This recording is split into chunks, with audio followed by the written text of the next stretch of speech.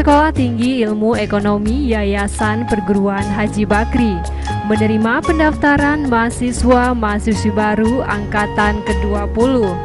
Waktu pendaftaran gelombang pertama tanggal 1 Mei hingga 30 Juni, gelombang kedua tanggal 1 Juli hingga 31 Agustus. Informasi pendaftaran Sekolah Tinggi Ilmu Ekonomi Yayasan Perguruan Haji Bakri, Jalan Tuanku Abdul Aziz nomor 10, samping Akademi Maritim Aceh, Darussalam, Banda Aceh.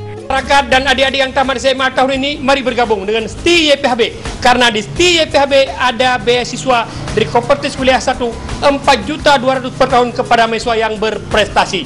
Anda tidak perlu ragu lagi, karena STI YPHB sudah ada izin resmi dari Menteri Pendidikan.